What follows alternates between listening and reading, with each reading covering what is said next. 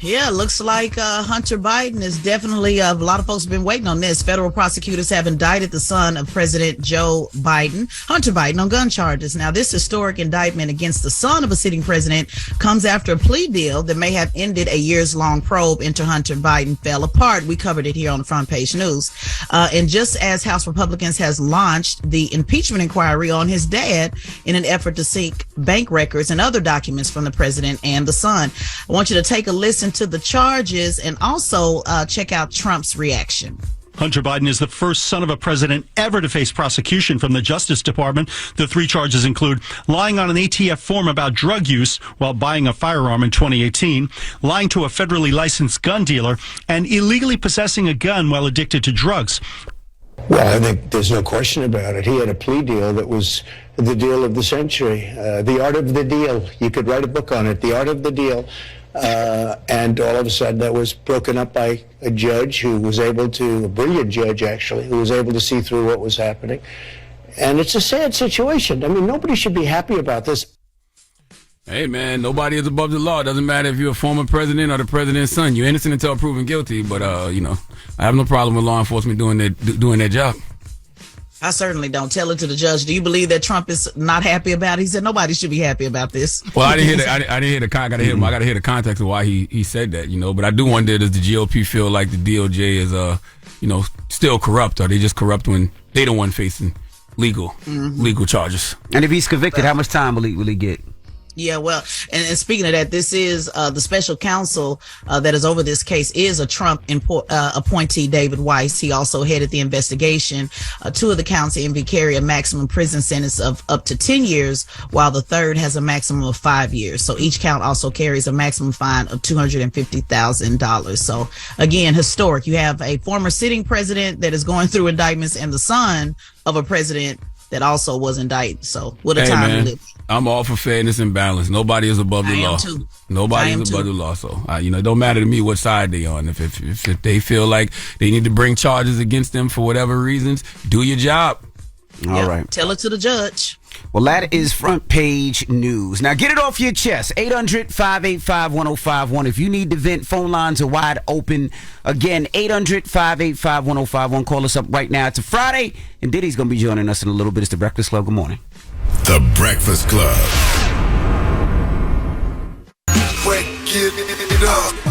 This is your time to get it off your chest. Keep calling. 800-585-1051. We want to hear from you on The Breakfast Club. Hello, who's this? Keep that in mind. Hi, this is Obioma. Who? Obioma. Obioma. Yes. Hi, Jess. Hey, girl. How you doing, girl? I'm good. I'm so happy that you're on there. Oh, me too. What's up, Obiona? What's up, Emmy? You ready for tomorrow?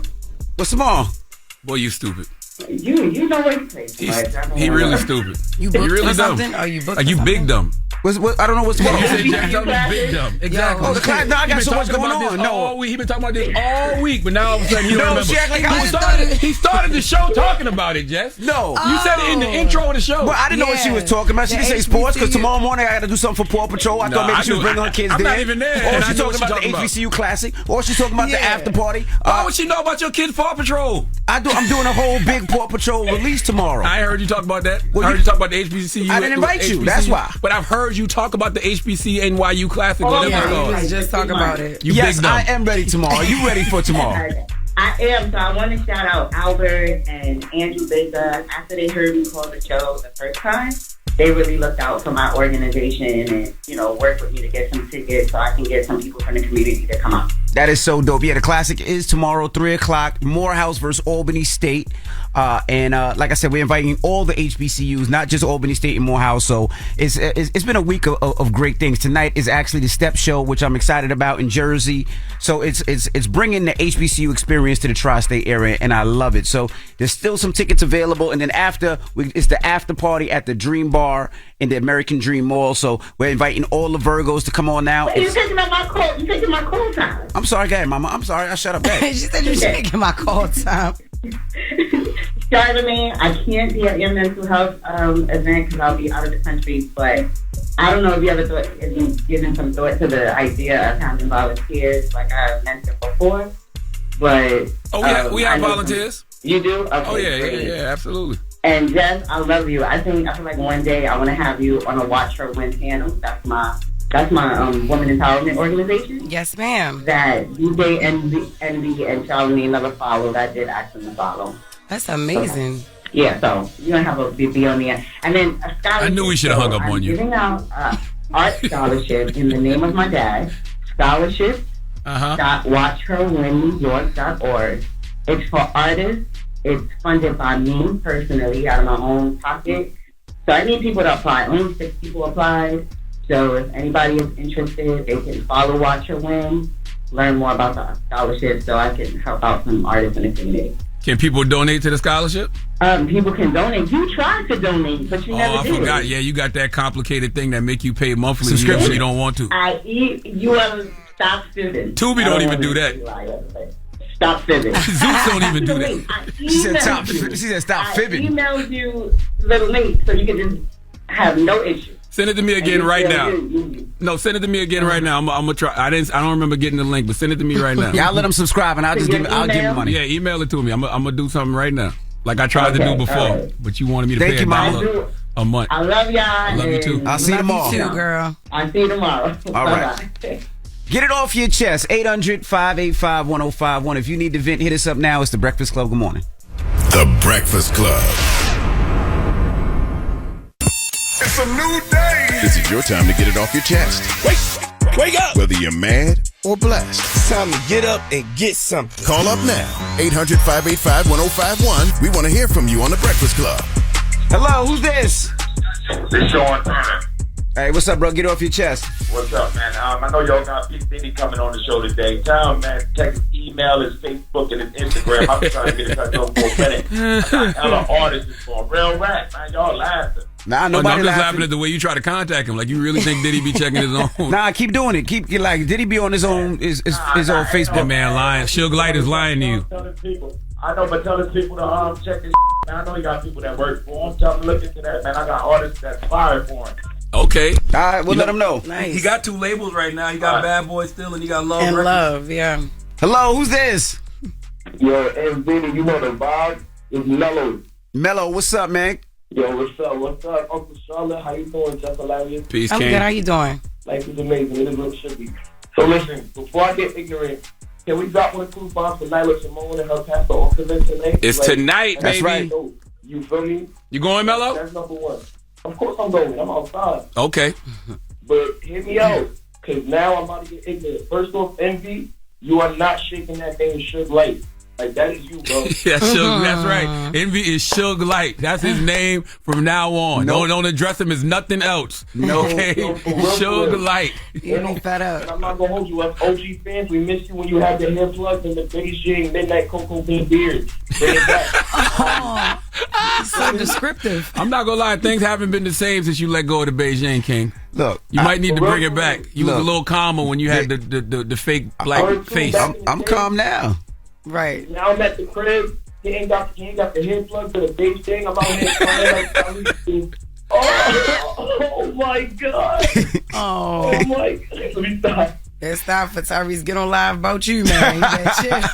Better stop. The 19 posts on you, Mello. Oh my God. What more do you want from me? Stop, man. Pray for people. Petty. Of course I do. Pray for people, Mello. Okay? That one, not me. Pray for people. Pray for Envy's bid. Pray for Tyrese. Oh, my goodness. You Okay? mean Suge Light? Suge Light. That's Oh, right. man. Pray for Suge Light. You're not shaking that one. Goodbye, Mello. You have a great weekend, man. Gotta be somebody y'all know. you. Y'all know him yet? That's somebody y'all know. Nah, he Thank you calls for all the calling the time. show. Remember he tried to kick it to Okay. you last week? No, I thought that was Sean. No, that not was Sean. That was Mello, too. Mello tried to holler at, too. Oh, okay. You dead at okay. him, too. Oh, I'm getting all the niggas. Okay. Get it off your chest. 800-585-1051. When we come back, we got your room report. What we talking about? Sexy Red's video shoot shot up. Allegedly. Allegedly. Okay. Yeah. All right, we'll get into that next. It's The Breakfast Club. Good morning. The Breakfast Club. Morning, everybody. It's DJ NV, Charlamagne the Guy. We are The Breakfast Club. Jess Hilarious is here, and let's get to Jess with the mess. News is real. Whether it's Jess Hilarious, Jessica Robin Moore, just don't do no lying. This is the Rumor Report I don't do that. Stop. It's just for the message. And this is real. On The Breakfast Club. I know they know the difference. People that stop. Shots reportedly fired at Sexy Red's video shoot. So there was a fatal shooting in Florida last night near the set of Sexy Red's video shoot for her song Shake Your Dreads. Now, I'm glad that you always says allegedly, because it wasn't actually her video shoot that was shot up. It happened right across the street at a gas station. Somebody did lose their life, but everybody at Sexy Red's video shoot was safe. It wasn't her actual video shoot. And she did hop online to send her condolences to the family of the man who lost his life.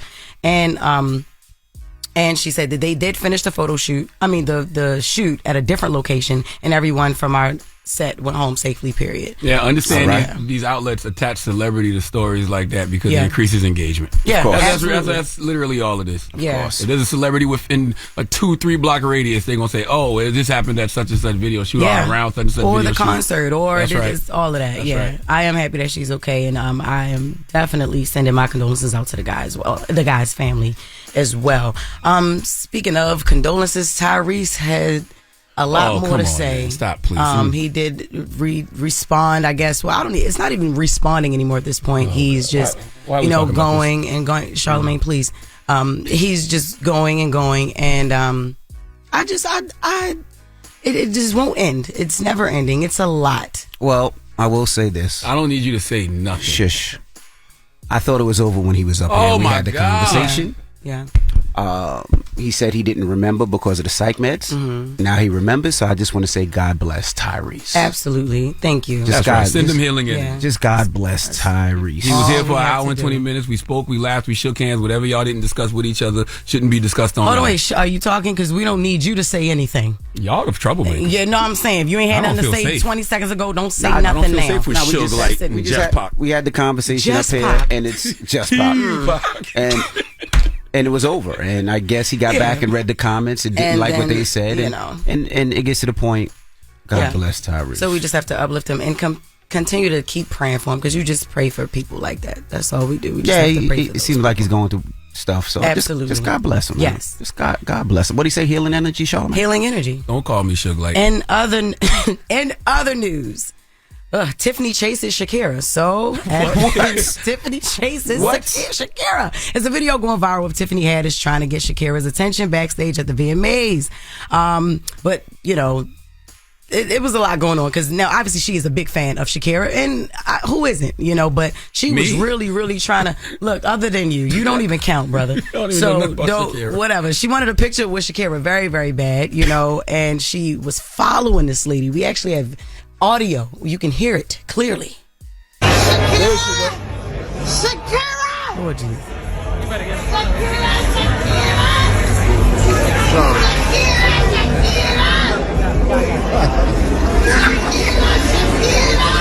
She ain't stopping for you. Shakira, you gotta turn around, baby. ain't that the song? Yeah, that's Shakira. West Side Story? Remind me of Shakira. a West Side Story. Hips Don't Lie is her. No, that's Wyclef, I think. Yeah, that was Wyclef and Just Shakira. Leave it alone. Yeah, but that's not the Shakira is from Hips Don't Lie. What name was she calling? Was they saying Shakira? Yeah, she was saying Shakira. Now, she was following her, and you can tell even in shut up. You can tell even when Shakira is walking, she does not want to stop for her. I don't know if she knew who it was, but if somebody is running, if you're walking and somebody's Charlamagne, and she seemed very annoyed. And even in the pictures when Shakira was on the VMA red carpet or black carpet, but she was posing with her awards, and Tiffany jumped in her picture even when she was trying to take a picture by herself. Jesus. Damn. And Shakira was even nice enough to let her take a picture with her. Her and Karol G. This is a picture where she actually snuck in it. And you can she puts her chin on Karol G's shoulder. And you can tell, she's a little bit of discomfort, like just uncomfortable, like what is going on? But Tiffany don't care. And she's a big fan. A big fan of Shakira. She did get the picture and everything. But my thing is, what if Shakira took her phone by accident? So Tiffany was just trying to get her phone back? No. Shut up, man. Who is with Tiffany when these things happen? I just be like, yo, I know she's a grown woman. Everybody's gonna say she's a grown woman. She do what she wants. She She's a grown woman. Okay, fine. But everybody, I feel like that there's no PR team. There's no assistant. There's nobody like, far. Tiffany, come on over here. Yeah. And that's my girl. But it's like, you would have pulled her to the side, like, you damn right. Yeah, and whether she would have snatched away from me, because you know how crazy Tiffany is. It's just still, come on, yo, chill out. Tiff gonna do Tiff. Like, yeah, she gonna beat, and that's what we can always say. She's always herself. But yeah, I just be like, chill out. I think Shakira took her phone by accident. No, Shakira ain't trying to take get that her phone girl back. damn Shakira, phone. get my phone. Shakira. Last story. Whoopi Goldberg shocks Alyssa Farrah Griffin by asking her if she's pregnant randomly in the middle of a topic they're discussing on the show. Red, let me The hear that. toughest thing for me has been to watch the disregard for people. Are you pregnant? No. Oh my God. You can't say that when my mother-in-law is here. Why would you say that? Why do I look pregnant? Yo, there gotta be more context. Yeah. Like, did she stand up or was she rubbing her belly? No. She didn't. No, it was nothing. They were actually in a conversation in the middle of talking about Mitt Romney, and then Whoopi stopped and asked her, was she pregnant? Now, the lady's mother-in-law was in the audience or whatever, and she's already pressuring her and her son to have a baby. Oh, wow. You know, so. And she was like, do I look pregnant? And Whoopi Goldberg was like, no, it's just a glow that you have. But Whoopi Goldberg remind me of like one of them black mothers who know what's going on and just ask you. Because my mother straight asked me, was I pregnant, before I even got to tell her, just like that. But we weren't on a talk show, and my mom is not my co-host. Like, I think that was inappropriate for her to say that. She's on the 67. show. As you said, she's a black mother and grandmother. She's 67 years old. Yeah. She can't even really talk to this person until she get this out her mind. I'm talking to you about Mitt Romney. I understand. Like, was you pregnant? But just on national TV in the why you already talking to me about Mitt? Hey man, dropping the coolest mouth for Whoopi Goldberg. She's 67 years old. She been around. Like, oh, so she get a pass for doing that? Yes, and so when we get to that age. Oh no. You think they think we kind of reckless now?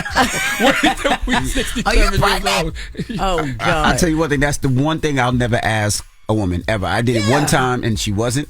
Oh and my I God, felt like Envy. ish, yes. And I will never again in life ask a woman if she's pregnant. I don't care about it's not for a man to do anyway. But I was like, congratulations. And she was like, oh, what? No, you're pregnant. She's like, no, I just ate. Like, don't play with me. That's right. Exactly. Oh my God. Just ate, could have just gained some weight. Right. Yeah. Might be on, and even bloated. worse. I was ready to say, yeah. Even worse, some women have been trying to and can't. Right. You can't, And yeah. you say some stuff like that to them, not knowing what's going on. Yeah, in their so you personal never life. know. Never. Mind your Never again. business. Mind your But you business. didn't know. No, I didn't know. That was So- a long time ago, but yeah. I always tell that story, so I just tell brothers out there, don't even ask. Don't. Even if you, nope.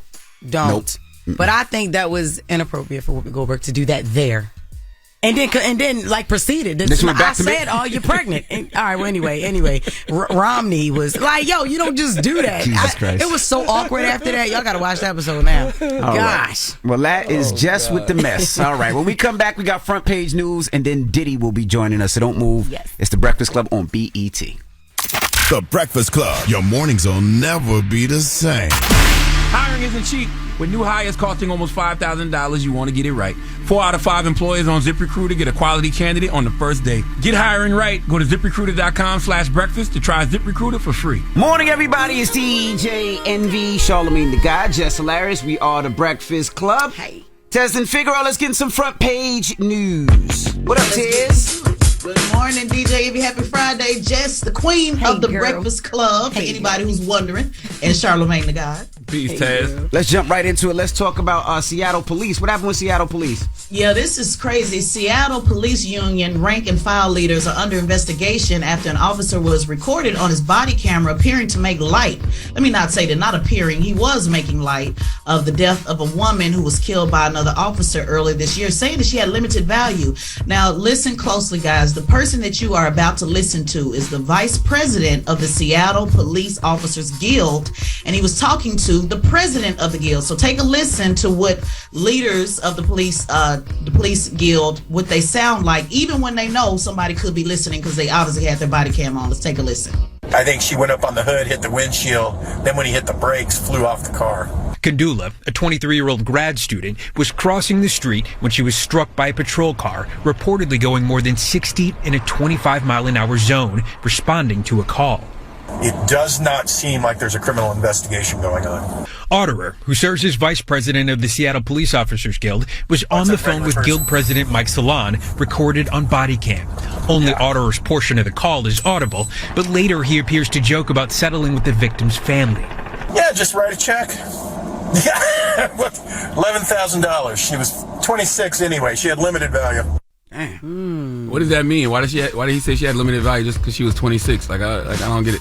Basically, I don't get it either because every life has value. But basically what he's saying is, she wasn't worth much. So just, write her a check and just be done with it because her life was not valued. And to make a point of that, when civil suits are, when they're suing to say, how much is this person's life value? I know it sounds cold, but there is a thing with that. Like for example, Breonna Taylor got the highest settlement ever, for a black woman because they just don't value it in a monetary way. So she got a $12 million settlement. And so what he's basically saying is, just write a check, just give a little bit of something because she doesn't have much value. She's not worth anything, according to this police officer. But again, I want to make a point. This is the leaders of the police guild. So this is how the leadership is. We always talk about how, it starts at the head, when the head is right. Think about all of the police officers that are under these guys and how they feel about murdering somebody. That's what I think is really important to know about this story. Go ahead. So now what happens?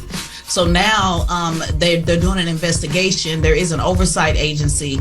They're investigating the context in which this statement was made. I don't know how much more context we need to hear, but they're going to decide if any policies have been violated. But the reality of it is probably no policies have been violated because they just made a verbal statement. So I'm sure it's probably nothing on the books, that can get these guys in some type of disciplinary trouble. But I think this is certainly worth calling for at least their positions as president and vice president. Yeah, I saw Sean King post yesterday that this cop, he's been the subject of 18 investigations since 2014. He's cost the city over $2 million in lawsuits.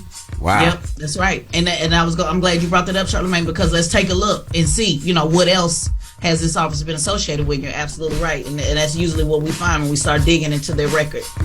That's crazy. Now, Tez, what's going on your podcast? Yeah, I just wanted to end on a positive note. This week on the Straight Shot No Chaser podcast on the Black and Faith Podcast Network, I interviewed George White. He is a motivational speaker. Obviously I cover a lot of politics and news on my podcast, but every now and then I'm just, I want to do something to kind of pour back into you guys. And you probably have heard him before. Let's take a quick listen. God chose you.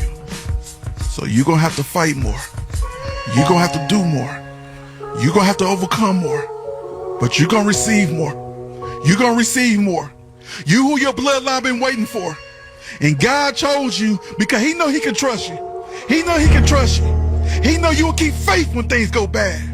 He know that you won't retaliate when people do evil against you. He know that you won't be conformed to this world, but you'll be transformed by the renewing of your mind. By the renewing of your mind, because you chosen. Big dog. Yeah, that's right. Big dog. So check that out. Shout out to Dwayne, my producer that stayed up through the night to make sure we had that ready this morning. But just some good motivational stuff. When we're charged with, having to get up every day and, keep a smile on your face no matter what it is that you're going through, this guy is somebody that I believe can motivate the motivators or, keep folks laughing. A lot of people in the industry. Matter of fact, Steve Harvey talked about him earlier this week on his show. And I had already had him scheduled to come on my show. So he's just touching a lot of lives. And I wanted to tell people to tap in and hear what motivates the man who motivates so many. Well, salute that brother, man. He makes me think of that quote, the anointing attracts the favor of God, but it also makes us a target of the enemy. That's right. That's right. Preach, Charlamagne. That's right. Make sure you follow Tez on all social media platforms at Teslin Figaro, man, and go check out that podcast on the Black Effect iHeartRadio Podcast Network, the Straight Shot No Chaser Podcast with Teslin Figaro. All right. Now, when we come back, Diddy will be joining us. His album is out today. Diddy, Love. The Love album, Off the Grid, and we're going to kick it with love when we come back. It's The Breakfast Club. Good morning. The Breakfast Club. Blessed, especially today, the album's coming out, being able to just make music, man, for 30 years. 30 years a bad so boy. It's like, I feel it's just very blessed and filled with the spirit. So, good morning to all. God bless your morning. Let me tell you something, man. I with the album. Thank you. Thank you very much. It's very, very, very, very proper. I was telling them that before they walked in. What made you jump back into music? With everything amazing from Revolt to the liquor to everything. What says I want to get back on the road, back to touring, back to making music? What put you back into that mind frame? The thing that got me into it, which was the love. When I started making music, I didn't make music, okay, like this is a hustle to make money. I did what I felt, and I did like just what I loved. I say to people now, it's not about streams for me. I don't want streams. I want souls. I want to give you that feeling that's missing. There is a feeling missing. We are in a dark frequency. I'm blessed to be able to purposely, I try to push my life up into a higher frequency. I could walk in the room and let us all be down, or I could push us up, you know what I'm saying? Or whatever it is. Or if you want to frown at me, I could give you a smile and a hug, you know what I'm saying? And so it's like, to be able to have the power that's your music. All of my records like kind of make you feel good. People say like when I see your records, it makes me want to do the dance with my shoulders, but it makes you smile too, you know what I'm saying? And that right there was the purpose. And so for me, returning back to music was more a self-love decision. You get it to a point in your life where you have to decide like, okay, what do I want to do that makes me happy? And what really makes me happy is my art, making music. So stepping away from music for 17 years, it didn't make you nervous a little bit? We got all these new artists and all that stuff. Yeah, I'm not gonna lie, I don't really get nervous. I live in a real fearless zone, you know what I'm saying? Stepping back into it, I'm real confident on like me being a producer. I don't make beats, you know what I'm saying? Like I produce, you know what I'm saying? But the crazy part about it, I don't play any instruments, I don't program. The sounds that I hear in my head, I know how to really explain what's the frequency that I want. So me getting back into it, I felt like Jordan getting back into basketball as far as making R&B, as far as like making hip-hop soul and all the different, the sounds that I have. So when I came back into it really, really excited. Because I knew I was ready to step back into what they call a full circle. So I went back into like Puffy the producer, just like the first time you may have had 2 turntables, or the first time you learned your first dance, or whatever, or you told your first joke, you know what I'm saying? It returned me back to that, like And so my first record I produced was Come and Talk to Me by Jodeci, the remix. And so when I started making these records, it was feeling like that I had to return like back to the basement producing. It was just me in there, and just I'm an orchestrator, so I hear all sounds. I hear all sounds from the vocal, how the vocal should be presented. It's like being a director of a movie, you know what I'm saying? I may not be in there actually doing the scene, but I'm directing the movie, and I have a special talent as far as like directing sonics and the way something is. It's almost like even Quincy Jones. Quincy Jones is more of an orchestrator. All of the live musicians and everything he did, go and play every instrument. That was the drum machine at that point. Barry Gordy was an orchestrator, so I come from more of a producer experience like that. So when I'm in there with a Mary J. Blige, or I'm in there with a Weeknd, I have something to say. I'm not just watching them do their thing. I'm not sending it over. Whatever. I'm in the studio actually creating and molding and shaping the sonic sound. So and so my thing has always been collaboration. But my sound, no matter what producers I work with, my sound sounds like my sound. When you hear it, it sounds exactly like my sound. But I've just been a little bit more open about no one man can do everything. Every last producer has had a team. Motown had the Funk Brothers. I've had the Hitmen. And so a lot of times people don't believe that I could actually be good at this many things. That's why I have the receipts. I've been filming myself since I was 19 years old. You see me in the studio producing with people, and I don't have nothing to prove to anybody that says anything but the feeling that I've given you for over 30 years. I've given your mama this feeling, and I've given it to you, and it feels good. Take that. Yeah. He's impossible. I'm just telling you. I was going to ask, how much influence does your son have on you? And the reason I asked that, I seen him at the BET Awards, and I was asking him about, is it a competition? At first he said no, and then he said no, this is a competition. I want to make records better than my dad, and my dad's trying to make records better than me. So I said, well, how does that work with picking beats? And he was like, I have to grab the beats before my dad. so is it a competition, and how much influence does your son have on you making records now? I don't really let anybody influence me on making records. I'm definitely not in a competition with my son, but it's a blessing to actually be like the first father-son duo, you know what I'm saying? Like, and we take pride in that, you know what I'm saying? We all we all don't act like JoJo ain't used to rap.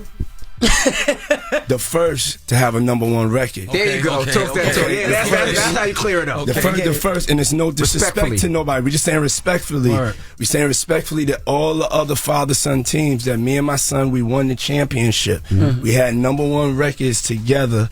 And that's all. It's just proud dad. It's not saying nothing. It's just when we have the narrative, sometimes y'all be forgetting about the Diddy history. You know what I'm saying? You sometimes we forget who invented certain things. Now, I'm not going to be defensive. I'm just going to state facts. Okay? P and Romeo, too. Got to throw them out there. The first to have a #1. Together, That's right. Together. It's very hard to have a kid and have that kid have success. That kid has to fight through so much stuff because those kids had to fight through a lot of different things. And you got to fight through their father's legacy. Yeah. We're not talking about the first. We talking about the father-son team to play together. You know what I'm saying? And win a championship. And that's me and King Combs. And I take a lot of pride in that. And then speaking of King Combs, would you ever give the blessing for him to do your biopic? Ooh. Because that's a biopic I would want to be in for one, but I would want to see that.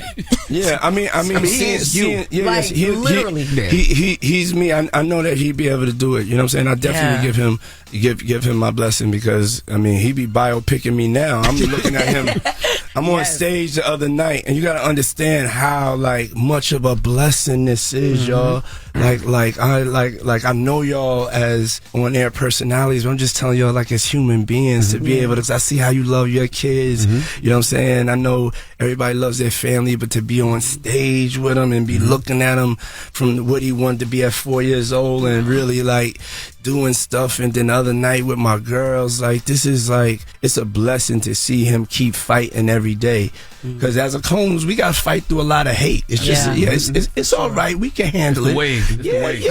Whom is given, much is expected, and we respect that. But it's all right for y'all to start loving me. Okay, it's about time. Yes. Got my teeth, everything is.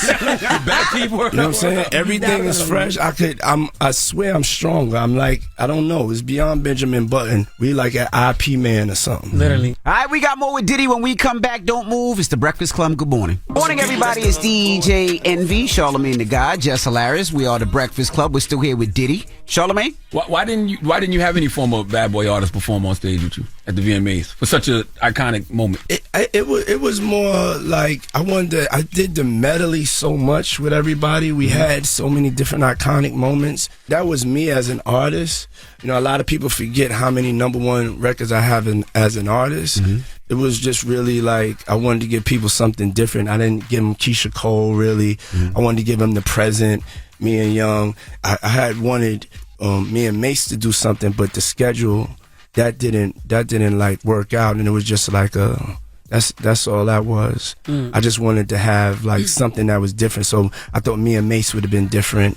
You know what I'm saying? So every time I come out, I'm trying to give y'all something like different in an award show performance. Because to be honest, I do a lot of award shows. The way God wanted it to work out, me doing More Money with my son was the greatest gift that I could have ever experienced. You know what I'm saying? But I'm always going to be performing with the bad boy artists. You know what I'm saying? And doing things with them as I always have. You know what I'm saying? And they're always a phone call away. And also I just wanted people also to understand, like, that I got a good 45 minutes straight of bangers just by myself on stage. Right. You know what I'm saying? Like I go to nobody should be afraid because it's all love. But you know what I'm saying? It's a lot of hits. You know what I'm saying? So I did want to say that because I'm about to jump out here on tour and stuff like that. And you can come see me and have a great time if I'm just by myself too. You mentioned all the artists. You mentioned Mace. And recently you said that you were giving the artists back their publishing. Yeah. What made you decide to do that? And did you speak to every artist when you did it, or how did that happen? How did that work? Break that down. Yeah. When I had went and called out the Grammys, I also had to make sure that I had also looked from within. Once you start like asking for change in this world, you have to look within and be a part of that change. So this actually was done 2 years ago, and it was more of me evolving as a businessman, you know, a person that really wants change in the world and progress, most importantly, because you can have change but not progress. And it was the right thing to do. Yeah. You know what I'm saying? It was the right thing to do, and it's the frequency that I'm in, and it's the love frequency. If it wasn't for like these people that have helped me with all of these records, everybody, if there's anything, you know, just doing the right thing, that's just with the frequency that I'm in. And I think the frequency we should all be in. Yeah. If you have a chance to do the right thing, why wouldn't you do the right thing? You know what I'm saying? And that's a world that I want to live in. And so, you know what I'm saying, I want to be that change that I want. Did giving back to publishing fix any damaged relationships that you might have had? I wasn't. There's so many misconceptions that people think they know what's going on. I didn't have no problems with people. Mace, I think the major with me and Mace, we brothers. And Mace, I got unconditional love for Mace. So me and Mace, I don't know if me and Mace stop arguing now or something like that, but I'm gonna still love Mace. Yeah. I give him thanks for like really helping to really launch my career as an artist, and you know, was there with me from the beginning and stuff like that. Even though if I didn't agree with Mace, he was a catalyst for me to look from within, you know what I'm saying? And so sometimes somebody that you may not agree with or something you don't think is good, God uses like certain situations, even if something's like, yo, where did that come from? That's from left field, you know what I'm saying? And so I just get into right now what God telling me to do, so there's a clarity. So it's really at a point, you get to a point in your life, especially me as a successful businessman, where you pick purpose over profit. And that's kind of the season that I'm in, to really, really be a part of this radical change. You know what I'm saying? I like this, Diddy. Did you really turn down a 9-figure deal for the publishing? Yeah, it was.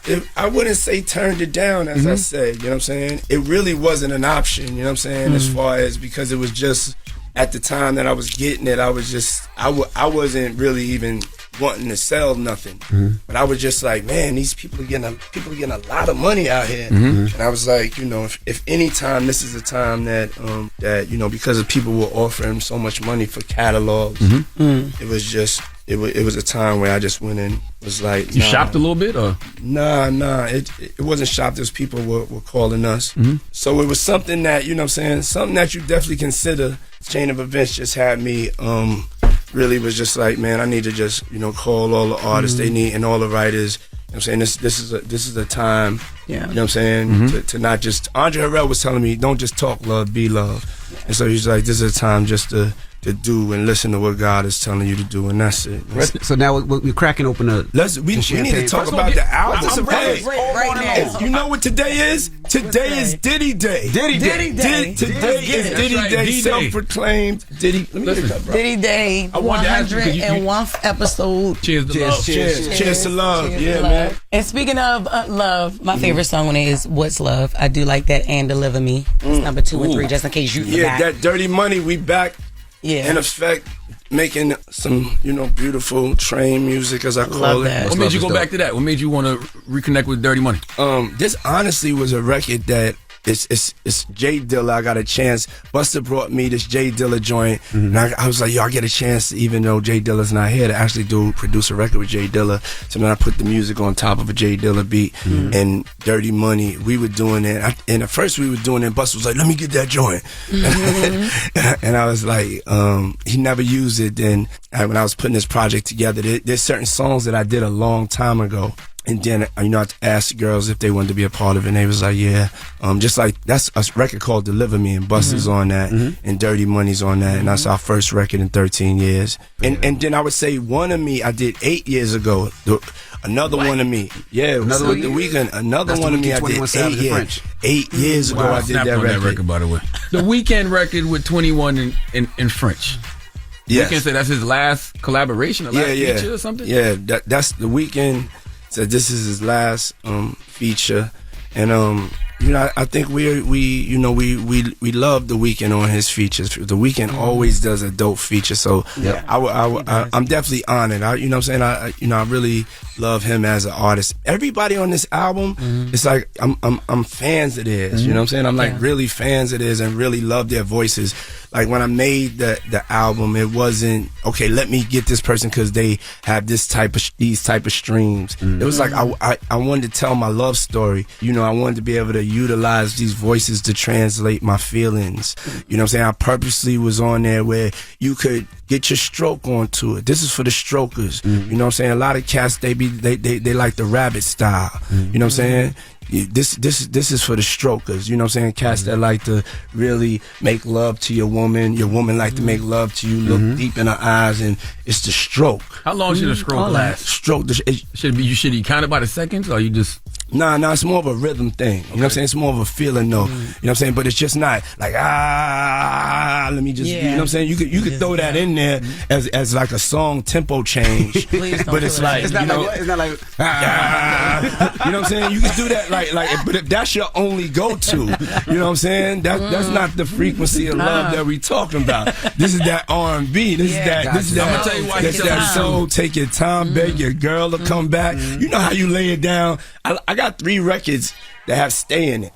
You know what I'm saying? Because that's my life. I'm always like, oh man, baby, can you just stay? Don't leave me. You know what I'm saying? Stay, yes. And so it's just like the way you make love when you're trying to get your girl to stay is different. You know what I'm saying? So it's like, you know, it's an off the grid experience. Go off the grid with your girl, bring the album.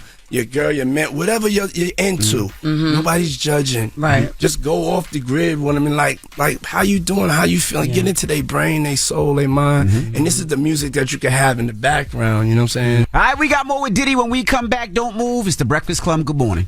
Everybody, we are the Breakfast Club. DJ Envy, Charlamagne the God, Jess Hilarious. We're still kicking it with Diddy. At one time you were thinking about purchasing BET. You got Revolt, so why was it BET? Yeah, you know, I wanted to look at it. I mean, there's no way to go unless you really kind of, you know, go into acquisitions. You know what I'm saying? So right now, I'm really looking heavy on acquisitions and really building the world's biggest black media company. You know what I'm saying? I'm on my second mountain. I really feel like I'm just beginning in my career. I feel like my purpose is sharpened. You know, and I've gone from me to we. So it's like, you know, the things that I'm looking at are really, really big moves. You know, I want to really take over Disney. You feel me? I want us because I know there's going to be a shift. I know there's going to be a change. I know the aliens coming. I know that, you know, the last shall be first, the first shall be last. I'm not going to be sitting here surprised. I'm going to be ready. You know what I'm saying, as far as is how big and how bold my thinking is. And so, you know, looking at where I had Revolt, and where Revolt is at now is like one of the most profitable networks that are out there. We was able to pass, you know, as far as our digital footprint, you know, past Complex. That was a big thing for us when we started. We didn't really own our own culture. And so now Revolt has really stepped into that, you know, to that position. So I was looking at BET, and after, when you're looking at buying a company, you got to do your due diligence to see if it fits your strategy. And so even before they decided not to sell it, it didn't make sense to me. So I basically had told them before that, but I didn't make an announcement about it because it really wasn't about that. So speaking of Revolt being a place where you can go and this is our 10th anniversary of Revolt, yo. 10th anniversary of Revolt. We are proud to say, and we want to thank y'all officially, the Breakfast Club. Y'all helped to put us on the map. That's right. You know what I'm saying? Y'all helped to get us in the game. We did some great things together, and we're still family. And y'all was able you to were the first to believe in us, too. Yes. And Andre, that was Andre's whole vision. How many years? No, that's my vision. I saw y'all, and I was like, I know that they stars. They got something that's going to break the internet. Okay. Yeah, I saw y'all. That was me. That was like 5 years. Remember when Diddy was trying to make it all nice, and Diddy was like, I want that camera, I want that view, I want it to be gritty, grinded. See, I remember Andre being involved too, though. See that? That's the thing with Diddy, is that y'all be trying to burn his receipts. No. But hold on. Everybody chill. So Diddy actually wrote the Breakfast Club their first check Oh. Yeah. The first one to believe in them and take them TV. Oh, yeah. That is them to true. TV. Yes, absolutely. Oh, yeah. We talking about ancillary income. Yeah, you do facts. good on your ancillary income. Let me get my receipts. Take that. Hey, man, the check wasn't all that, dude. The opportunity was bigger than the check. Hey, Come on. It was something. It was a stepping stone. It was a stepping stone in your glorious career. Don't skip over it because I'm a black man. I'm gonna stand up for mine. All right. Was it nobody else was running there? I wasn't here when he wrote y'all the check, so are you gonna write another one? Huh? Let's get back to the music. Yeah, let's get back to the music. How difficult was it to make the Kim Porter record? It was extremely easy to make the Kim Porter record. Really? My desire for wanting to be in her presence somehow is a constant thing that I yearn for. And so when I made that record, I really believe in the power of music. And so I felt like if I made that record for her, that with the intentions of her coming to visit me in my dreams, I could have the best of both worlds. I know I can't have her in the physical, but to be able to just be able to like that's my dog, like that's my friend. I wasn't just like my baby mama or my girlfriend. It was just like the only person that I listened to. You know what I'm saying? It was like my navigation, and then like my navigation is off, and I gotta like try to find a map. That's how crazy it was. And so I was just like, I really know how powerful my music is. And so, I told Babyface the story, and then I told John Legend, this is why I don't want to make the record for streams. The record is it's a real expression of love, a real love letter to Kim. And you know what I'm saying? It's really how my love feels. And so it was beautiful to be able to do that. And she has come and visited me in my dreams. After you made that record? Yeah, after I made that record. And yeah. on the record, you in the middle, you say, Kim, I know you can hear me. Yeah. What was said in the dream, if you don't mind us asking? No, we were just talking, smoking a joint.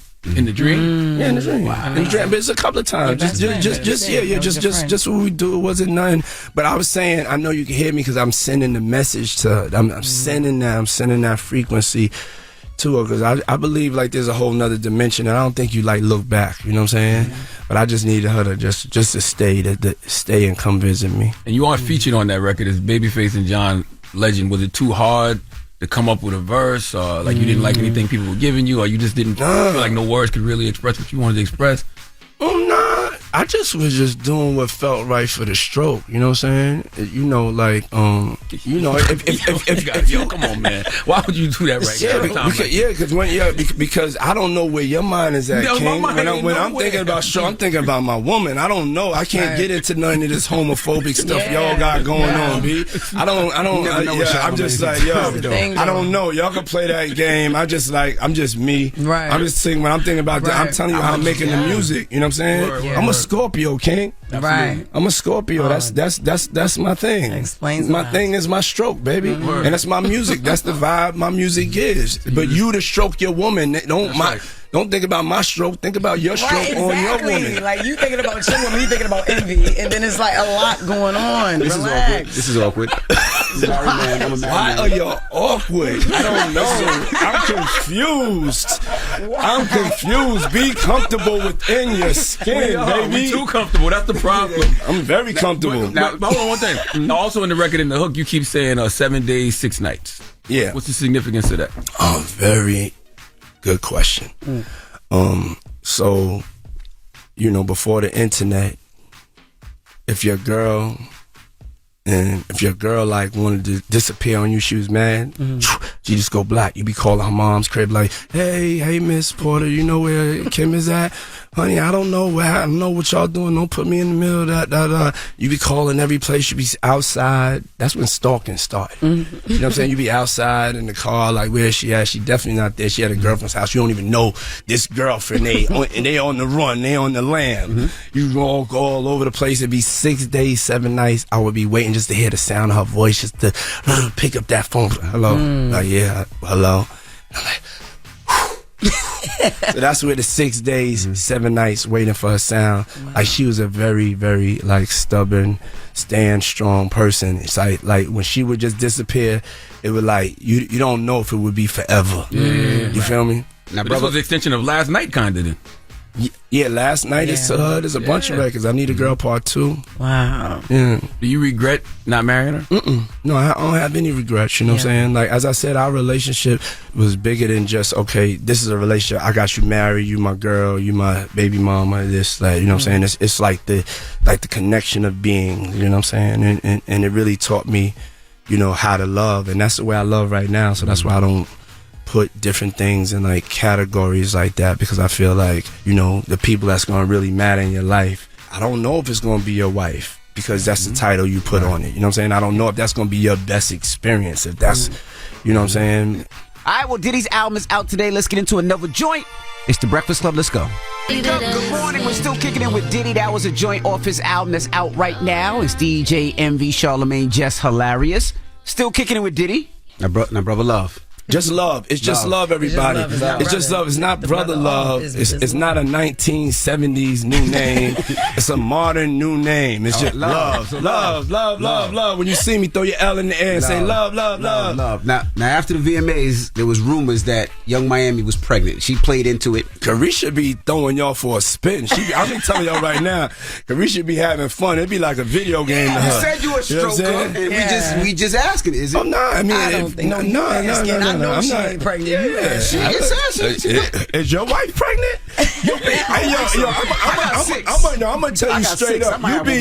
You be the craziest one asking about somebody's girl or a personal joint, but can't nobody even say nothing to you about nothing. I don't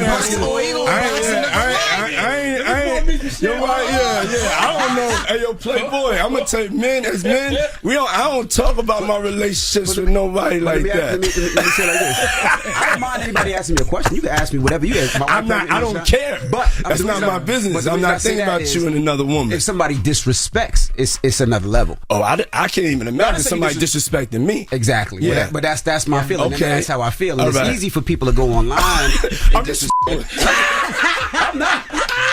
I'm not. You see the beige rage coming. Diddy, you saw the beige rage coming. The beige rage was coming. The beige rage was coming. I don't care. The beige rage. Envy is going really, I don't know. Envy, you got to go into the love frequency. I get there. I agree. No, I agree with you. You got to go into the love frequency. I told him that yesterday. He's been having a year. Like, so we got to get him out of whatever frequency. Yeah. You got to sage him or something. Pray over you. Something. Yeah. You definitely been on your puff daddy. When they go to that left, when they go there, I go to left with them. Yeah. And then when I go too low, they be like, I take it too far. Yeah. It's all cool when they do it, but when I do, it's a problem. Yeah. A couple more questions. What's success like in regards to this album? What would be a success for you? I always measure success with music if somebody's at home singing the song while they just cleaning up the house, or, you know, a car that's next to me. And somebody's just in there singing it. Yeah. Just for people to really, really love the music. As far as and some babies to be made and some dances to be had, and you know, it's to spawn just, you know, more of this type of, you know, more like love, like man, woman, right? Man, woman, man, whatever it is, right? Whatever your love is. That feeling, bringing that feeling back, and not just a toxic feeling, because life needs a balance. Yeah, and it's definitely an album that people can enjoy each other too. Like you said, I think it's just the impact that it'll have on, you know, man and woman, like together. It makes you want to talk to your partner. It makes you want to be like, yo, you heard this? Like, cause and it's cool for woman on woman and man, whatever you into. That's why I said your man or your woman. Your man or your woman. Sorry, man and or, you know, them two, whoever, you know, just to really enjoy it. I'm just saying, whoever I wanna, you know, it's for that. You know, I love the music. I love what you're doing with business. But the one thing I respect about you the most is how you are with your kids. And when I look at Love or Diddy or Puff, you make the time the most, because I love seeing that, because I feel like a lot of times when we talk about what we don't see a lot of times, we don't see that enough. And I respect that the most when it comes to you. Thank you very much. And it's inspiring for most dads, because it's like, if Diddy can do it, Diddy worth a Billy. Yeah. That's like me being on the stage with them the other night. it's just like so surreal, as I said, you know what I'm saying, with my son, but with my daughters. And then my daughter, she's an aspiring actress, and just seeing like, man, like I did something really good. Like I really like raised them. Because fathers, you know, we really get like, we still got this stigma on us, you know what I'm saying? Yep. And I get the same inspiration when I see your family, King. Envy gonna have his family matching. They gonna be sitting there having like, we designing the pajamas. It's Christmas. We doing the best Christmas card. We don't care what the Kardashians doing. We got the best Christmas card. I can see all that, and it has me like, yo, we gotta get, you know, Envy really putting it down on this trip in Mexico. They got all the same, you know what I'm saying? So it all goes around, you know what I'm saying? As far as like, you know, the things that are important to us. And it's like, I think that the thing black fathers have been able to get over the last couple of years is this unity and camaraderie, as far as like, we playing a part in this too, mama. You know what I'm saying? Absolutely. We got this too, but it's just like, you know, we learned it though from the black woman, or the woman, period, you know what I'm saying? You know, I learned it from the black woman, but you know, the woman has taught us how to be better fathers. And are we gonna see the JD Diddy versus? Yeah, I think that you'll see that when it's set up. I think that it's good. Like JD, it'll be fun because we both make records that are in the frequency. You know what I'm saying? And then you know, I would like to after that I would like to see me and Dr. Dre dance, or whoever else wants to dance. I think it's nothing but positive. Getting your music and displaying your music out there with people, it's all. It just makes everything sharp. You know what I'm saying? Hip hop with JD, or would it just be just? Not if you say you want Dre next. If you want Dre next to me, it's JD and Diddy R&B and remixes. Hip hop with Dre. I'm not gonna lie. Genres. Yeah, I have so many styles. I can hit you with stuff that I hit you from Burna Boy's last album that I did. I can hit you with early Mary J. Blige stuff. I can hit you with artists that you never even knew that I mean, I have so many different styles. But you know, that's really where we at. Diddy. Ladies and gentlemen, Sean Combs. Yeah, Love. Period. The album is out right now. Love the album. And the album is really good. Like really, really good. It's very proper. You can't call him that. Call him what? What you call him? What did you say? What is his name? Sean Combs. You can't call him. Only one person can call him Sean Combs, and you are not that person. Too bad you don't keep up with Diddy. His name is Diddy. Ladies and gentlemen, Diddy. We got Diddy. ladies and gentlemen. And congratulate the Love album. Thank you. Go get the Love album, y'all. Get it. Yeah. Love. All right, it's the Breakfast Club Love. The Breakfast Club. Your mornings will never be the same. NFL is here. DraftKings Sportsbook is an official sports betting partner of the NFL.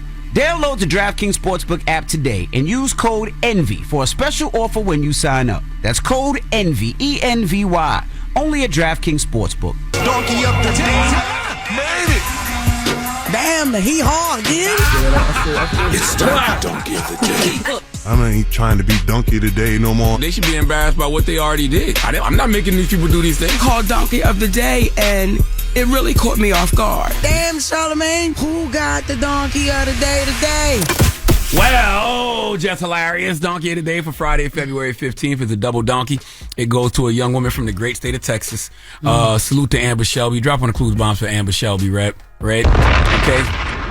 And it goes to the Fairfield Inn in Staten Island. Let me tell you something. This is why having people on the ground wherever you go is vital. I don't care if you're in the country or you out the country. Those reviews and pictures you see online don't always be the truth. Okay. For example, I tell people all the time when they come to New York and they ask me what they should do, I always say, go to the Pink House in Brownsville. They hear the word pink. That's not nice. And they hear the word pink and say, that sounds delightful. Okay?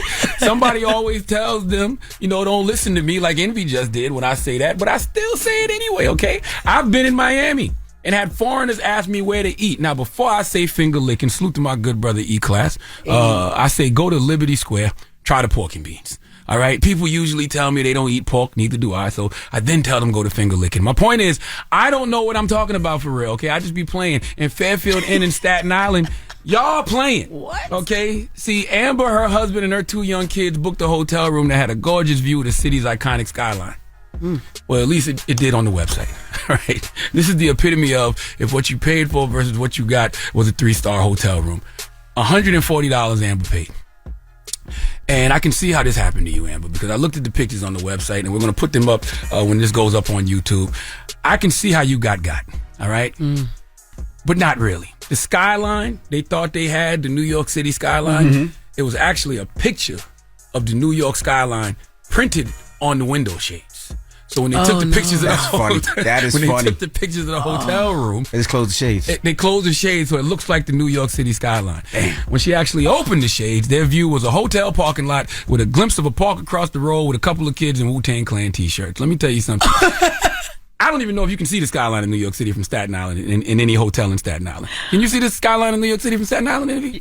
You should be able to. So. If it's a high enough hotel, I think so. Yeah, absolutely you can. Yeah, you can. Well, somebody from Staten Island let me know. I know you can get on the ferry. You can. No, you can. You definitely can. You can? Yeah. Okay. I know you can get on the ferry, and the ferry takes you from Lower Manhattan to Staten Island, and that provides you some good views of the downtown skyline. But even with me not knowing that, it wouldn't stop me from going online and saying, sure you can. They have fantastic views of the New York City skyline from Staten Island. Why would I do that? Because I enjoy lying for fun. Okay, and so does everyone else. That's why the Fairfield Inn got the New York City skyline on shades in their hotel, because they not technically lying. They never said, hey, we got fantastic views of the New York City skyline. You just assume that because of the pictures. Now, Amber said she had no complaints about the hotel. Her only complaint was that it was too far from New York City. Amber, my country cousin. Okay. I could have told you that. Check the reviews, Amber. Check the ratings. Go on Twitter and use it like Google the way Meek Mill does sometimes. Just ask the question, hey, all my New Yorkers, is Staten Island far from New York City? Hey, can you get a nice hotel in New York City for $100? You would have gotten a bunch of heroin addicts responding to you saying, hell yeah. And that would have been your answer, ma'am. Listen, I know we don't frequent Yelp like we should. But Yelp is the internet equivalent of let me speak to your manager. Okay, every Karen in America got platinum reviews on Yelp. They're going to tell you where you should be and shouldn't be. And my sister Amber, you know damn well when something sounds too good to be true, it is. All right, this is something we learned back in the days of slavery. Okay, well, we should have learned back in the days of slavery, but we didn't. When you know better, you do better. We know better now. We didn't know better back then. And that's how we ended up on those slave ships. They promised us a cruise around the world, okay? New whips, cars, new chains, jewelry, and they told us it wasn't going to cost us nothing but a little bit of work. How did that turn out? Now, let me be the first to tell you, the old adage, if it sounds too good to be true, it probably is, isn't always correct. In fact, the suspicion, cynicism, and doubt that are inherent in this belief can and does keep people from taking advantage of excellent opportunities. But this wasn't one of those times. Amber, you should be ashamed. Okay, Fairfield, take some pictures with the shades up, and please give Amber Shelby in the Fairfield Inn in Staten Island the sweet sounds of the Hamiltons. Oh, now you are the donkey of the day. You are the donkey of the day. Yeehaw. And don't hit me up either asking me if I said what I said about slavery was true, because I just told you I like to lie for fun. But I actually like what you said. Which part? The whips and the chains and how it's like the whips, the cars, the chains, the jewelry. Yo, you smart when you want, babe. But there was no cars back then, Jess. Yo, relax. I'm making a correlation. Like, I'm trying to give you a compliment. You're right. You know, it was dumb. Everything you said was dumb. Thank you, and even the donkey, because I don't even think the lady deserved the damn donkey for seeing what was presented to her online. You know, that's what it was. She could have did a little more research. Yeah, how old is she? She looked at the She's pictures. young. She got 2 young kids. She's not young, but yeah, she, you know. Because you said my sweet country sister. I thought, ain't that what you said? my country brethren, yes. I'm country, she country. All right, she probably don't know. You know, she probably just. No, I can see how she got pictures. That's all. She deserved donkey for that? A little bit. Because you can't go all the way from Texas to New York without doing more due diligence and more research than just looking at pictures online. Okay. $100 hotel. How many stars was Would it? you stay in a hotel? 3. 3 is on the cusp. Like 3. Like 3. Like sometimes we go like 3 is like. Do read the reviews. 3. Okay. 3 in Staten Island. Oh my God! But I know Staten Island. 3 stars in Staten Island. But for somebody out of town, you might not know. I don't even know Staten Island. I don't even know like anything bad about that. And I'm sure Staten Island has 3 stars in Staten Island. 3-star Fairfield Inn. A Fairfield. You said it's a Fairfield. If a promoter booked you and they told you was staying at the Fairfield, Jess, stop it. A Fairfield in Houston, a Fairfield in Baltimore. It ain't even. But let me ask you a question, right? When we were on the come up, yes, I've had some good times at Fairfield. We stayed at Fairfield. We on stayed at come up. Red Roof Inns. I agree with you. We stayed at. Oh my God! You never stayed at Red Roof Inn? Yeah, I seen it driving past. I never stayed in there. I do stuff like that by myself, though, not with my husband and two children. Well, when you were young, 21, 22? Not with my husband and two children. All right. I'm sick of these. I don't know what you're doing with your husband and your children, Hey, but your all right. teacher. Oh, shut up. BET will see you on Monday. Please, BET. Bye, BET. Jesus. All right. Now, when we come back, Desi Banks will be joining us, comedian. Okay. He's on tour, and we're going to kick it with him when we come back. So don't move. It's The Breakfast Club. Good morning. The Breakfast Club.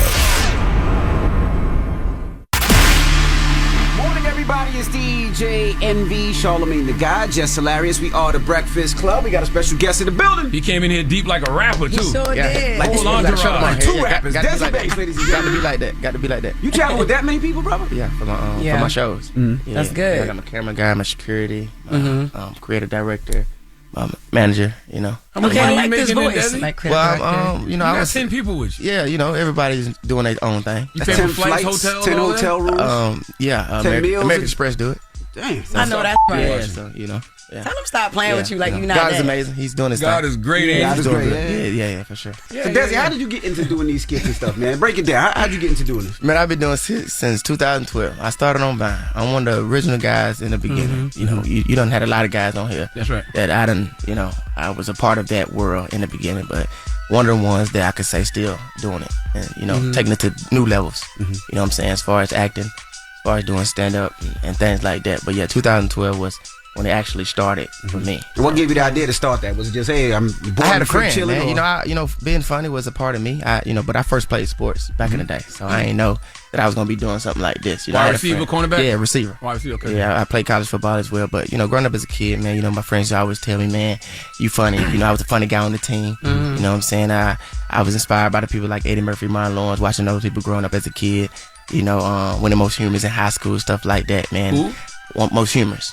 Yeah. He was funny. That means he was funny in high school. Oh, he won Come most on, humor. Come on, man. You the smart guy, man. You were talking so fast. Okay, yeah, most humorous. Yeah, most humorous. Okay.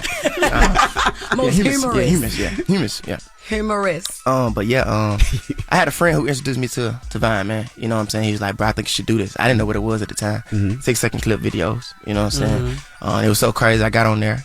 My first video I ever did went viral. You know what I'm saying? And, What was it? Atlanta Talk video. Okay. How Atlanta folks was giving directions. I can't remember what I said. It's the way you was describing it. Like, cause don't say make a left, make a right. Turn, you know what I'm saying? Now we're gonna get down and do this. Gonna turn right now. Then I saw goddamn what's the name? He was like whoop whoop like that. Yep. Right on. But it was some crazy yeah. Yo, went how- viral, man, but it was dope. But I've been doing it for some time though, man. And I'm just very, happy of myself that I'm one of the ones that, it's only a few of us, like I said, that kept it going. That kept it going. Yeah. Who, you, King Batch? Batch, DC. DC was on Vine too? Yeah, he's on Vine. Yeah. Okay. He was right, yeah. Okay. Cornell. Hi Davis was there at the time. Yeah, Hi was there. Cornell. Yeah. You don't like Cornell? He don't probably don't know. The light skin Cornell. Yeah. The only one. I don't remember you. I don't remember you on Vine. Now, I ain't gonna sound like nothing. He's dope. Christ. He's dope. I think Cornell is really, really good. He's very problem creative. because he light skinned? No. Cornell, man. I didn't know he was on you. Vine. I don't remember him being on Vine. I thought can't he think. was. I can't You think. like Salute to Cornell. Yeah, I I know can't Cornell. think. Yeah, Salute I to can't Cornell. think. I know No, you he's got a dope. problem. Nelly Vids. Oh, okay. That's what you talking about? No. Yeah, I don't know why Desi got a problem with you, Cornell. I don't have a problem with Cornell. Cornell. What camera am I looking at? Cornell, brother, I don't have no problem with you. I think you're dope. I think you're amazing, brother. Keep doing your He thing. said he just don't remember Cornell being on Vine. I don't. That's what he He said. said Cornell I don't, wasn't but I know. memorable. I remember him on Instagram. Damn, that's messed up. Cornell Salute to wasn't you, Cornell, memorable. light skinned brother. We That's the headline. And he is Desi light Banks skinned. says Cornell wasn't Desi memorable Banks on says Vine. Cornell's not memorable. I don't remember him on Vine. I remember him on you don't Instagram. remember him? I don't. Yo, shout out to my light I'm skinned just brother. saying I don't. Yo, hate Cornell. But when I said Nelly Vids, when I said Nelly Vids, she didn't know Nah, Nelly yo, Vids. big hating on Cornell. Nah. For no Say- reason. Oh my Jesus! This what y'all do up here? Yeah. How difficult was it to turn those sketches into like live, shows and performances and build out an actual show? How difficult was that? Well, I think it's different from skits to stand up. If that's what you're saying, man. Skits is, when you go on that stage, man, you can't say, all right, let me do the joke again. You know, it's a different type of preparation. You know what I'm saying? You got to actually put in work. You know what I'm saying? When it comes to working on the joke, you got to rep it. You got to do open mics. You know what I'm saying? You got to put the eyes in on stage. And you got to study for real. You got to be a student of the game when it comes to that stuff, man. You know, it's totally different, I would say. You know what I'm saying? Where do you do open mics? Because with your big platform, people like us, we can't just go and we can, but it's harder for us to go in like little hole in the wall clubs or here, there, and do open mics, practice our jokes. Yeah, when I first started in the beginning, I was doing it in Atlanta. But now majority of my stuff, when I'm working on new jokes, I'm thankful that I got weekends at shows. Nice. You know what I'm saying? So I work out a lot of my material at my shows, and my material continue to build and build and build. Yeah. You know, every weekend. Every weekend, my goal is to do a new joke every show. Do you remember your best show and your worst show? What was your worst show? What was your best show? My worst show was probably in the Bahamas. It was one of the terrible shows I ever did in my life. Got booed? Oh, Jesus Big Christ. flex though. That's a flex. Boo, yeah, that's what I like. Yeah, that was like in the beginning though. Like, I would say I was just very scripted, and people knew it. You was know, what? Scripted. Okay. Like you could tell I was like trying to remember. Thinking too much. You know what I'm saying? The beginning. My What year was this? I'd probably say like 2018. Anybody got the footage?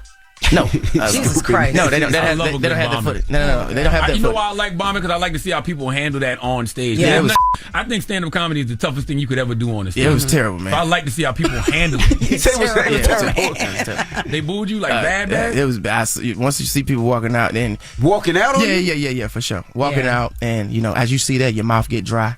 Yeah. And your body get the squeezing in. We see it. And, That's you know, good. and after the show, you know, you have that person come up to you and tap you on the shoulder. So it's like, and he be like, hey, man, hey, brother, you know. Win some, you lose. You know, it's going to be okay. Right. You know, you just keep going. Right. You're going to be just fine. Every day the sun don't shine. Let them off. If you don't want to do it, that's fine too. So how did you get off stage? Did you just say, that's my time and walk out? Did you finish your set? I finished it. I stayed down and I said, you know, and I was thinking to myself, I did think like, damn, is this really for me? You know what I'm saying? But, you know, I ended up saying, no, hey, man, this was a time where I had to figure out what it was. You know what I'm saying? Why wasn't they laughing? You know? And I know why. Why? Please I know tell me what why. messed me up in the beginning. Though, real talk. Like I was in the Bahamas and I said something that I should never say. I learned that you can't never talk bad about a place. The country. Oh my Jesus! What'd you say? I said when I landed, I said like if you ever go to the, I don't even know if I should say this on here because I feel like they might attack me again. But I said like when I was landing, like I saw like trees, like I saw a lot of trees. I saw grass. I seen like it's like a safari like a little bit, and I should have never said that. I said that in like the show. I said it in the beginning too, and everybody was looking at me like. I was like, oh yeah, I don't think it's what you said. I'm just saying, was that supposed to be a joke? Like what? Yeah, I thought you know I was being truthful to what I thought something was. Got you. And that was not a good idea. Yeah. And right then, I probably got some little chuckles. But them chuckles just went lower and lower. Like, yeah, it was over with. In my opinion, I still think. But I learned from it though. Yeah, with that being in 2018 though, now we 2023. That's 5 years ago. Still, that was in the very beginning, and for you to even be booked in the Bahamas, that says a lot. You know what I'm saying? Yeah. So I think he said, I don't give a still. But no, I think that's good. Would you go back there and do another show? I most definitely would, and I love the Bahamas. Yeah. So people. You love the trees and the safari. That's where Duval from. Go with Duval. Okay, yeah, I will go out there and do a show again. Yeah. I love y'all out there, and I promise you, I will lift you guys' place up. You got a beautiful place. The food is amazing out there. So tell me the best show now, because what was the best show? I ain't gonna lie, man. For me, man, I just did my hometown, Atlanta. I just did 2 sold-out shows at the Tabernacle, man. That's good. But to go back home, I've done it before, but my growth of what it was from when I did it 2 years ago has like grown, man. And like, you know, to see the people there and get that standing O and stuff like that from, you know, your hometown. Yeah. That was like a shock to me, like, you know, okay, now I'm doing it now. You know what I'm saying? You know, and of course I'm still learning to grow, but you know, I'm doing it. All right, we got more with Desi Banks when we come back. Don't move. It's the Breakfast Club. Good morning. Morning, everybody. It's DJ Envy, Charlamagne the Guy, Jess Hilarious. We're still kicking it with Desi Banks. Charlamagne? When did you start making money? That's what I always wondered about the guys and girls that be on Vine. Charlamagne a bird. That is crazy. Everything is Like, about how money. the hell? Everything is about making money. That's what people think. People think that because you're getting all these views, you're making money. But that don't always translate to money. So when did you start making money? I started making money on YouTube. Okay. That was back in like Probably like 2017, 2018, like $900 a month type, you know. Yeah. $1,700, stuff like that. See, now you being and I was happy. I like the people Yeah, like this. Everybody be like, I make $10 million a month. Hell no. I wasn't making that. Yeah. At the time, but I was just happy to get my own apartment and you know be able to get me a haircut and pay my cell phone bill, Right. and you know do these videos. You know what I'm saying? Right. That was my thing back then. I wasn't worried about nothing else. You know what I'm saying? I knew everything was gonna come as I, you know what I'm saying, continue to put in the work. But you know, but what got you to the stage? Like, what made you say, you know what, I'm gonna go do stand up? Because you don't necessarily have to go do stand up. Yeah, I went through something, man. And you know, like I said, I was a student of the game, and I felt like if I wanted to be respected. And I wanted to take things to another level as far as being in movies and stuff like that. I had to do what the OGs did, the ones that they laid the blueprint out for us. Who told you that? Somebody told you that? No, like I said, nobody told me that. Okay. Yeah, like I said, I was a real student of it. You know what I'm saying? I watched like people like Eddie Murphy, Martin, and was like my main two, you know, growing up as a kid. You know what I'm saying? And when I really started taking it serious after football, you know, I saw what they did. You know what I'm saying? They get in those big movies, you had to do the stand up. You know what I'm saying? Every big comedian that you see in this world that's been in a movie, they've done, you know, stand up. So I knew I had to do that. But like I said, I had a story, man. I was put out. My ex put me out of the apartment because I wasn't making enough money. And that's when I knew then I had to figure out how the hell I'm gonna goddamn get some money. And how'd she tell you that? I don't know. Well, no, you know, it was just a point. I felt like, you know, at the time, I felt like at the time. He's right, because you can't assume. I don't want to assume in this area. Yeah, I just felt like at the time she didn't believe in what I wanted to do. Okay. She wanted me to get a job. You know what I'm saying? I didn't make enough income. And at the time, I was working at like Smoothie King, so the money that I was getting, like I said, I was just paying to either get me a haircut, pay my cell phone bill, and everything else I was just giving to her. Do you flex on it now? Do you make sure that she follow you on social media? I don't flex. No, I don't flex. I don't flex on her. She probably happy for me. I would hope so. You know what I'm saying? But she ain't spin the block? Nah. No. I don't think so. You in a relationship now? Huh? That's crazy. You got no more with that answer. Let me finish my story. Right now. Okay, go ahead. Finish your story. God damn. Finish your story, man. Go ahead. He's sweating right now. God damn, Jess, who sent you? What happened? Nobody. I need to know. Man, come on, man. You know my situation. I'm sorry. No, I don't. You follow me. Stop playing. You know what's going on. Just don't do that. We do don't that, follow Jess. you. Yeah, we don't know what Y'all follow me. know. I know you. I gotta get this. So why you ain't answer with that? But You act like I'm asking you some went down cold. with my story, Jess. You acting guilty, Desi. I don't know what you acting guilty of. Not because I thought he had a family She until he supposed was to do like, that. like, what happened? Yes, I got a family, Jess. Okay, that's what I thought. I wanted you to say it. When say you have a family. How many kids you got? I got one. One, yeah. That's her? The one you feeding ice cream to right there? No. So you will never know. Because it might be a skit. You never know what. You can't believe what that's. Oh my God! Don't go home today. Don't go home today. Oh, he gonna be put out again. Oh shoot! The headline is when she catch you cheating on another level. Yeah. Whoa. And she caught me with the drone. Got you. Whoa, Yeah. that was real. Huh?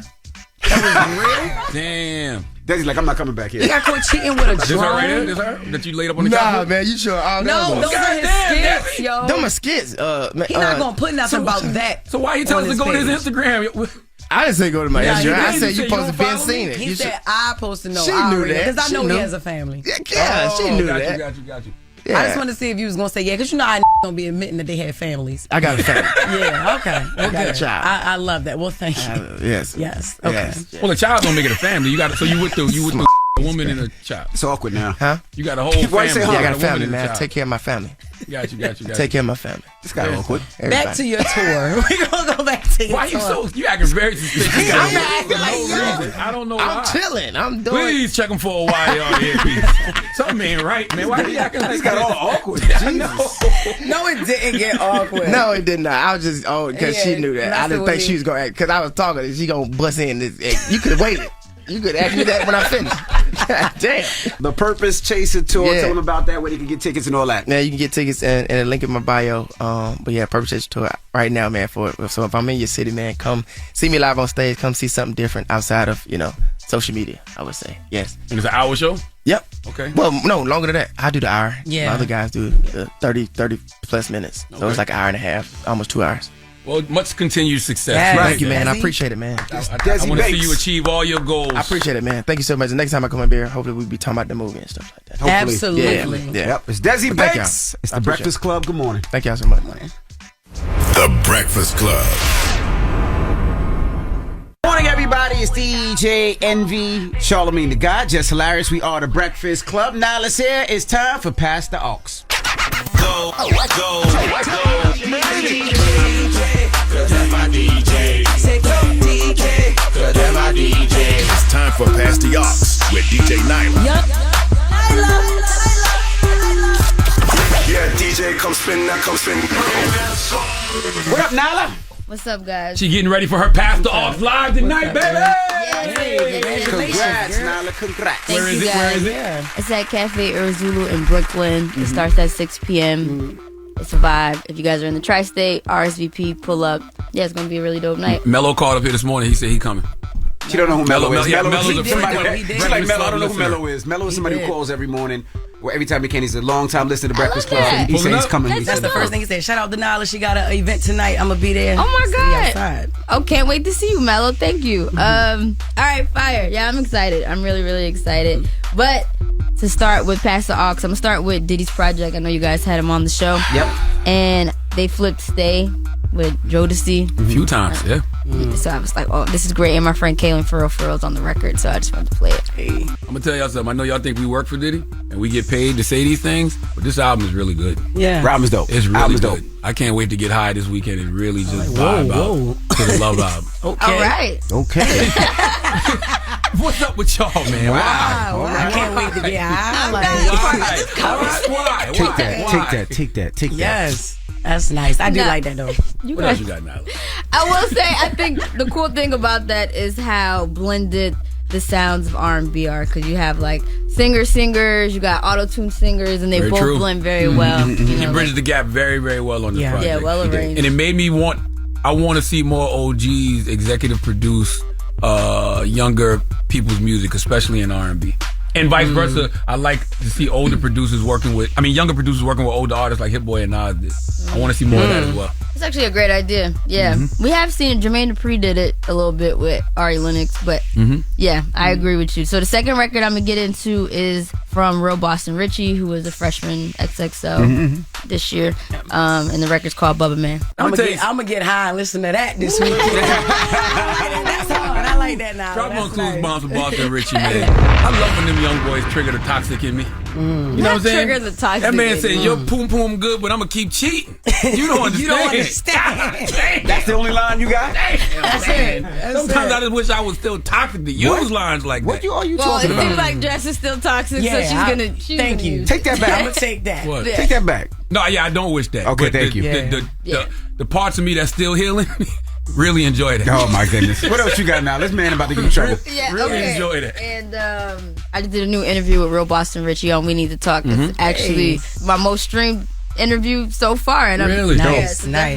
Dope. to it. It's really, really good at WNTTLK. And my last record is by Rod Wave. It's called Turks and Caicos, featuring 21 Savage. Salute to Rod Wave. That's dope too. I love it. This is why we need real R&B back, though, because they just be treating y'all women like y'all disposable. They don't even care. No Like more. what? What What are you you talking mean? about? He said she here for a short time, not a long Not a long time. I'm not taking no short time to Turks and Caicos. You know what I'm saying? You go to Turks and Caicos with your wife, like the girl that you want to be with for the rest of your life. Right. I'm not taking no just short time to no Turks and Caicos. People take trips more frequent than they did back then. Yeah. Turks and Now. Caicos? Definitely. We going to Myrtle Beach. They do. You know what I'm saying? Going to Virginia Beach. You know what I mean? I You go, think- what?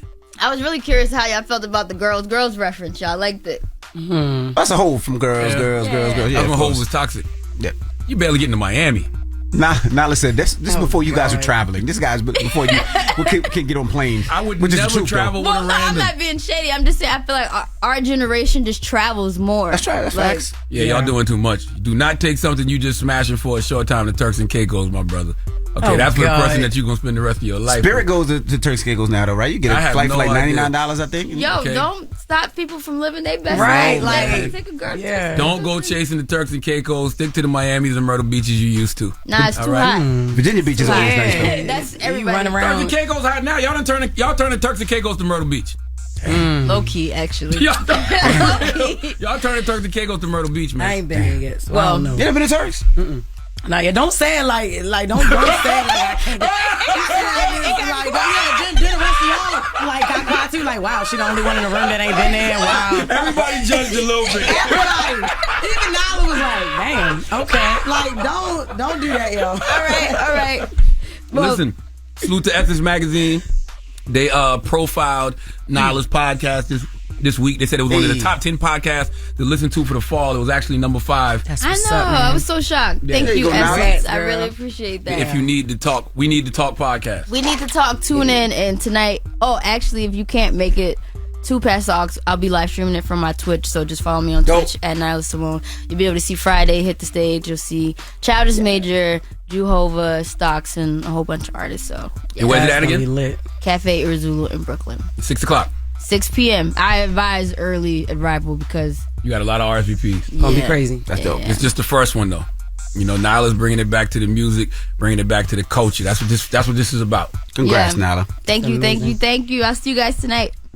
All right, now when we come back, we got the People's Choice Mix. It's all about Diddy, and it's the Breakfast Club. Good morning.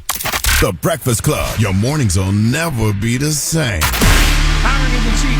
The new hire is costing almost $5,000. You want to get it right. 4 out of 5 employers on ZipRecruiter get a quality candidate on the first day. Get hiring right. Go to ZipRecruiter.com/breakfast to try ZipRecruiter for free. In the Turks? Yo, relax. I just said no. Morning, everybody. It's DJ NV, Charlamagne the Guy. Jess Hilarious is here. Now, Jess Hilarious told us earlier that she's never been to Turks. Why you keep saying You that? said it first. That's how we And by the started the way, break. it's not like Jess can't afford to go herself. Yeah, it's just like I Nobody just said that. haven't been. Like, just because R. Kelly flew you to Turks and left you in a hotel, don't mean that, yo, so what? So what? I didn't get the Turks. I got the Chicago. Oh, Okay? it's just Chicago. Chicago. Don't play with me like that. That man didn't even take you to get no deep dish pizza. No, he didn't even take you to Harold's. Damn. Nope. Petty. Nala, do you know the story? Nala's here. First of all, you told me the story. All right, Then I guys. can't A believe million you went. times. Then I can't believe you went on the platform and said the story. I talk about it all the time. I'm really traumatized. That nigga's not traumatized. He happy. That was a moment for him. He enjoyed his time there. He was not traumatized. Hey, so where you gonna be this weekend, Jess? Jacksonville, Florida. So I got 2 shows tonight. Duval, that's right. I got 2 shows tonight at the Comedy Zone and then 2 shows tomorrow. So get your tickets if you have not yet. Oh, sorry. Tomorrow is sold out and then the first show tonight is sold out. Get your tickets for the last show tonight. That's 9:15. All right, and also shout out to Nala. Again, her event is tonight, Past the Aux. Make sure you go check her out in Brooklyn. And then I'm going to be at the HBCU NY Classic tomorrow, Saturday. It's Morehouse versus Albany State. So if you went to a HBCU or a sorority, fraternity, pull up, man. We really would love to see it. Doesn't matter what school you went to. We're going to support and represent all HBCUs. And then the after party is going to be at the Dream Bar, the American Dream. There was so many things going on. The step shows, the panels, the financial literacy, career days. They gave scholarships. So salute to everybody. Albert, who ran that HBCU Classic. We're going to be kicking with him in a little bit. All right. It's the Breakfast Club. When we come back, positive note, y'all. Morning, everybody. It's DJ NV, Charlamagne the Guy. We are the Breakfast Club. Shalom. Yes, man. What's happening? Listen, I want to remind everybody to make sure that you go to mentalwealthexpo.com. My 3rd annual Mental Wealth Expo is October 7th at the Marriott Marquis in Times Square. I bring together some of the best therapists and psychiatrists and mental health experts and mental health advocates in the country for a day of mental health education and healing. Dr. Rita Walker, Dr. Alfie Breland Noble, Dr. Jay Barnett, psychotherapist Elliot Connie, Angela Rye, Tamika Mallory, my man Carson Daly, who's a big mental health advocate. He's going to be there. Me and him are actually going to be having a conversation about our issues with mental health. And I want to see you October 7th. You know, it's a free event. All ages are welcome. 11 a.m. to 4 p.m. Marriott Marquis, Times Square. Free. Go to mentalwealthexpo.com. Now, the positive note is simply this. Always do your best. You know, I love Don Miguel Ruiz in the book, The 4 Agreements. And the 4th agreement is always do your best. Your best is going to change from moment to moment. It will be different when you are tired as opposed to well rested. Under any circumstance, simply do your best and you will avoid self-judgment, self-abuse, and regret. Have a great weekend. Breakfast Club, bitches! Y'all finished or y'all done?